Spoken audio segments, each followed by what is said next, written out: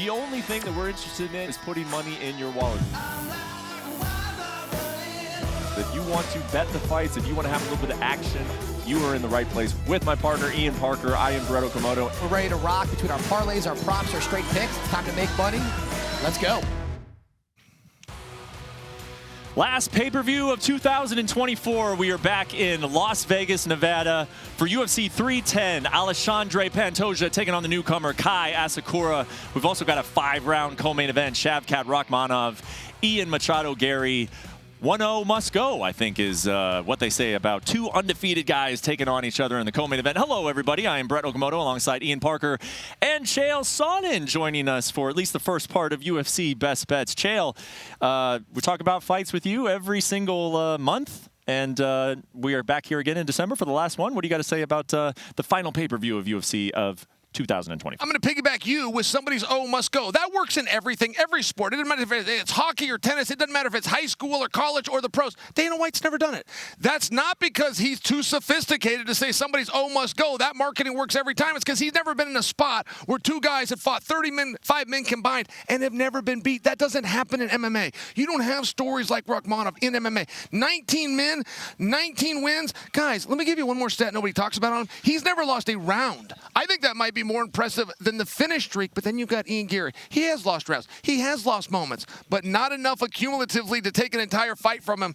That's a fight right there, and they're risking everything. That could be a championship fight. They both qualify per the rankings, per the records, not championship. They both qualify for a main event, not a main event. It could be an interim title. They didn't demand it. As a matter of fact, they let the UFC add 2 rounds to it, and they both signed the contract as fast as it got sent over. Both of these guys think they're going to win, and that's not as common as you might think. Chael absolutely walloping us Was that too long of an answer? The head with a hammer on how much he loves this fight. But you know what? I agree, and I love the fact that it's 5 rounds. I love the fact that it's happening. It wasn't supposed to happen. Ian Machado Gary was supposed to fight next week in Tampa, but instead we get this fight, and I think it's perfect.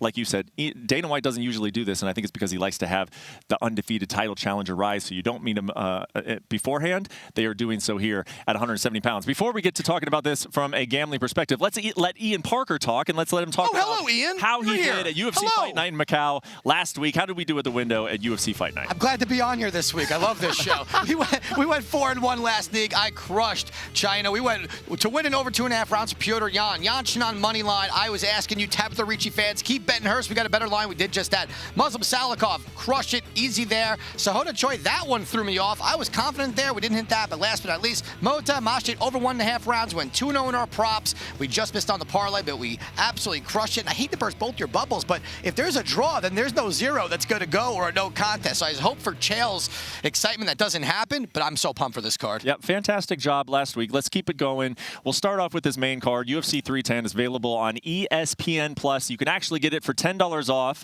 due to a holiday savings here at ESPN Plus. 10 Eastern, 7 Pacific. Let's take a look at the main event first. It is a flyweight fight between Alexandre Pantoja and Kai Asakura. From there, we'll talk about Chael's favorite fight of the year, it sounds like. Shavkat versus Ian Machado Gary. Cyril Gane is back, taking on Alexander Volkov. Bryce Mitchell taking on another guy who's coming back after a long layoff. Crone Gracie, Nate Landwehr, and Doo Ho Choi. That's a heck of a fight to start off the card. Featherweight bout. Odds courtesy of ESPN Bet. 125 pounds. Pantoja has kind of made it no secret, I feel like, Ian, that he's going to look to wrestle. He doesn't feel like Kai has fought the level of wrestlers over there in the Asian-based promotions that he is bringing to the table. Is that going to work for him here as a pretty significant favorite? You know what? When it comes to Pantoja, we've bet him quite a few times, and he is really helped us out here. Sometimes I question his IQ because he gets a little crazy, relies on his durability. And against Kai Asakura, he can't do that. He's got dynamite in both his hands. Where Pantoja wins this fight is his superior grappling, his control, his submission ability, because Asakura has been submitted before. He's been knocked out when he hasn't gotten the knockout. Also, Pantoja, the experience of higher level competition, going the 5 rounds. Asakura has not done that. So for me, I like Pantoja here, but I'm going to get that number down. I'm going to go to win by submission or decision. I think that's how he gets it done. Asakura is a threat. There's no question. Just get away from that power, use your grappling, and get us to the pay window. That was poetry. I love the way you laid that. I love that language of betting. I got to tell you, baseball says 3 strikes and you're out. First off, he's used to 135. This is at 125. And I'm talking about Asakura here. He's used to a different apparatus. The ropes, the ring, square, as opposed to cage, fenced, octagon. Strike number 2 and strike 3 is the rules. He will kick kick a guy when he's down. He's used to it. They call it soccer kicks. That's not allowed under the unified rules that he'll be fighting under, and I'm just sharing with you, I think it's too much for anyone to bear, not to mention he's taking off the baddest dude alive. All right, so Chael, on a scale of 1 to 10 on the Chael confidence level, there was a pretty confident pick, I feel like, in Pantoja. How high are we on this confidence level on that? I am fully confident for the entire card. It is my second most confident pick. My number one is that Anthony Smith and Reyes will not go the distance, in case you were just curious. I just got to tell you, Pantoja can out-scramble anybody. I've never seen somebody, and that is a weapon that you can't really document, because that's a pace. That's a conditioning. You got extra lungs. You got different DNA and VO2 max, and I'm just sharing. You can't necessarily see that through the screen, but I've never seen Pantoja out-scrambled. I've never seen him out-hustled. In fact, I brought it up to Dominic Cruz, who never compliments anybody ever for any reason, and Dominic co-signed it. He said, yeah, man, that guy always comes out on top, and it is because of his condition. I think that is going to eat Asakura up a little bit. I think Asakura is worried about that. I believe he wants to keep the fight standing. I believe he knows his best chances there. Pantoja's not the same way. He can take it anywhere. He just prefers to go to the ground. I see it as a benefit. All right, so we'll see what happens there in the 125-pound division in his first fight in the UFC. Pretty wild that he's getting a title fight straight out of the bat. Let's move to the co-main event. There you see him, Shavkat Rakhmonov, Ian Gary. They are familiar with one another, as everybody knows by now. They did share some rounds at Kill Cliff, and I think it's interesting because Rakhmonov has basically said he got the better of it. Ian Gary has not disagreed. He said, yeah, you got the better of it, but it doesn't matter. What matters is what happens when we get out there under the bright lights, and it's for 5 rounds, which I do think could be significant. Your thoughts, Ian, on this 170-pound fight? That video is amazing because Shavkat looks like he's staring at his food. And on top of that, one's listed at 6 foot in Shavkat, one's listed at 6'3", and they look like they're the exact same height. I'm sorry, Shavkat, you know what? People are going to call him the boogeyman. He's got that intensity. I think Ian Gary's a very good fighter. Where I'm concerned for Ian Gary is the wrestling department. Michael Venom Page, who is not a wrestler, took Ian Gary down, no problem. Shavkat, he's fought other strikers before, like Wonder Boy, like Jeff Neal. And what has he done? Against Wonder Boy, he's smart. He goes in for the takedown. He doesn't, as much as he comes off very confident, I don't find it cocky. I don't find it egotistical, where he's trained with Ian Gary before. He knows where he could beat him, and I think he's going to go for where he knows he's going to win. Ian Gary's going to dance on the outside. He's going to strike from a distance, stay away. For how long, though? Because once a takedown happens, I think that's Shavkat's world here. For me, I'm going to take Shavkat to win in over 1.5 rounds. I think the number at -390 is way too crazy for a fight that should be a lot closer than it is. I think Shavkat wins. I think it happens at the end of round 2, maybe round 3. Ian's got to stay on that outside or he's in trouble. 2 teammates fighting. They say they know each other. And they both want to do this. That doesn't happen very often. All right, Brett, quick game. I'm going to tell you something, then I'm going to ask you something. You are so handsome. You are so good at this job. I enjoy my time with you. You are amongst the best I have ever worked with. Do you want to fight me right now? No, and that's exactly what Ian Gary did to Rakhmonov. Oh, you got the best of me back then, big brother. Oh, you sure were a good teammate. Boy, I learned a lot working with you. It's a rope-a-dope. The whole thing's a setup. He's playing psychological warfare. I don't know if it's enough to get over the top, but I guarantee when that bell rings, he's going to come out and touch him, and he's going to touch him fast. He's going to show Rakhmonov that was a pace we sparred at. We're fighting tonight. Ian Gary is doing this all by design, and I respect it. I think it's calculated. I think the young man is more of a veteran psychologically than perhaps he's getting credit for. So look who he's picking. Giving him, yeah, that's right. Giving him props on the psychological approach, but it's not going to matter. Shavkat is too good. I just think that that's true. I just think Shavkat is too good. I think he's a little bit more for him. I also think that Shavkat also gets credit for that veteran status. And by the way, what's a win over Shavkat? If you win a round, you've done something nobody else has done. If you get the distance, you've done something nobody else has done. I just think that there's other ways to get what we call a moral victory. And I also think the winner's going to draw into Leon, and I'll share something else with you guys. I think the loser draws, I apologize, the winner draws into Blahal, the loser draws into Leon. Well, it is a little historic. We've only seen this. We've only seen a betting underdog who has an 8-0 record. So Ian Machado Gary 8-0 in the UFC. He still comes in at +290. We've only ever seen that one other time in UFC history is John Fitch back at UFC 87 when he fought George St. Pierre. Came in as an even higher +350. John Fitch did not win that fight. We will see what happens with Ian Gary. Before we say goodbye to Chael Sonnen, who has Been great, brought so much energy as he always does to this betting show. You are our most exciting fighter that you are looking forward to. Who you are most excited to see on Saturday night? Chris Weidman. I believe that is Chris Weidman's final walk. I also think he's going to win, which will make it Eric Anders' final walk. I really think that's true. I think that we've got careers on the line here. I think that's a big deal. I think you're looking at the biggest lock for Hall of Famer that's yet to be inducted, the former world champion, the All-American, but I think he's doing it for his last time. I think that's meaningful, and I know he wants to go out right. However, Eric Anders is nobody's speed bump. That's a legitimate tough guy with explosive power. I think this is old school wrestler versus striker. Yep. Thankfully, the UFC put this fight back together very quickly. We're going to see Chris Weidman before the end of the year. That is it for Chael Sonnen. We're going to move on through the rest of the card. Thank you so much, Chael. Thank you. What do? I walk away now? Yeah, you can just, I just walk away. do whatever you want to do. Slowly disappear out of the side. There you go. There he is.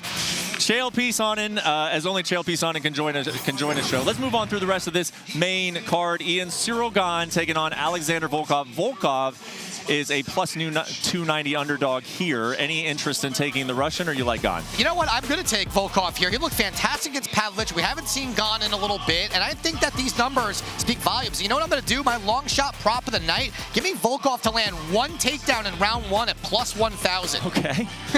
All right. Interesting long shot prop there. I'm surprised that they even have odds on that, but I don't hate the pick. Let's move on to Bryce Mitchell versus Crone Gracie. Haven't seen Crone for a while, so it might make it hard to handicap this, but you are taking Crone Gracie here. Let me be very clear here. I can't take Mitchell at minus 950, where the last time he almost died getting knocked out by Josh Emmett. And if this fight stays on the feet, I think it's almost a coin flip. Gracie has power in his hands. If Bryce Mitchell uses that very interesting brain of his, decides to go grapple, Gracie can submit him. So I'm taking a shot at plus 550. And then Nate Landwehr taking on Doo-Hoo Choi. This is a high candidate for fight of the night. How are we looking to handicap this one? Man, Doo-Hoo Choi looked fantastic last time around, but I'm going to go with Nate the Train here at minus 130. He's so durable. Even when he gets knocked out, he gets back up. If you're not first, you're last when it comes to Nate the Train. So minus 130, I'm going to go with him. He's such a fun, this is such a fun fight. This should definitely get fighted. I wish this was the opener on the main card. Absolutely. If nothing else, this will be, it is the opener on the main card, and it should, there you go. It should get us into a good energy level in T-Mobile for the rest of UFC 310. That takes us through the main card, but let's go on to the prelims, which we have a pick for every single one. You can find those on ESPN Plus as well. Ian, go ahead and take away with your prelim picks for UFC 310. All right, Dominic Reyes, Anthony Smith. Chael said it before. I agree, under 2.5 rounds there. With Luque and Themba Gorimbo, I'm going Gorimbo. Younger, he's showing a lot of evolution in the game. Luque coming off that bad loss. I just think the younger guys need to get it done. Evlaya by decision over Aljo. Randy Brown, Brian Battle. I hate that Battle came in so heavy overweight, but I still like over 2.5 rounds here. Give me my guy, Chris Weidman, over Anders. I don't know where Weidman loses this fight. Anders bowed out last time due to food poisoning. He still didn't even look great, and it's still a few weeks later. Give me Weidman. I'm going to go with Durden as the underdog against Josh Van. That's also a very underrated fight. I think if Durden can pick up the pace and catch Van early, he could steal rounds and not have to worry about that third round. I like Griffin here. I'm surprised Chiesa is the favorite. I think Mike's on the way out. No disrespect. Griffin's looked good in his last few fights. Chase Hooper only minus 140 against Guida by sub when he just subbed him in a grappling competition. Hooper's looked fantastic. Last but not least, give me Kennedy inside the distance. It was at minus 150. It jumped all the way to minus 220. That's a high number. Maybe then take Kennedy by a TKO or decision if you're going to go that way. Very nicely done, and a good good lineup of prelims there, and some nice action to go by there. Some competitive fights, and some good ways to try to get some action on some of the ones that are a little bit more of the wider odds. Let's go to this long shot parlay. And not only is it long shot, it's boosted as well on the ESPN Bet app. Where are we going with the long shot parlay? Main event, Pantoja to win by sub or decision. Rachmanov, same exact thing. Then we're going to go Dominic Reyes, and we're going to go Mosfar Evlaev. Both those guys to win money line. You get that boost. It's plus 550. I like it. Yep, if you're going to do that, do it on ESPN Bet. Must be 21 or older to take advantage of that boosted Parker's long shot parlay. So then we got the boosted out of the way. How about Parker's parlay for UFC 310? This one, not a lot of legs here. It's a little chalky, but I don't see how these guys, how this loses here. Dominic Reyes over Anthony. Listen, Anthony's our guy. He just suffered a really bad loss with one of his close friends. He also missed weight, and Reyes is coming off one of the best fights he's had since he fought John Jones, so I like him there. Gane Volkov over 2.5 rounds. The first time they fought, it went all 3. I don't see it being any different. And Durden Van over 1.5. Again, plus 117. Let's go. All right. All you need is a couple fights to go over, and then Dominic Reyes on the money line, and we'll cash that parlay. How about Parker's best bets for the last pay-per-view of the year. Let's rock Pantoja by sub or decision. As long as he doesn't get knocked out, that's the only way he would lose, in my opinion. So by sub or decision, minus 130. Shavkat Rakhmonov, look, I think Ian Gary's a stud. I think him taking this fight speaks volumes. Even if he loses, his career doesn't stop there. Give me Shavkat to win in over 1.5 rounds.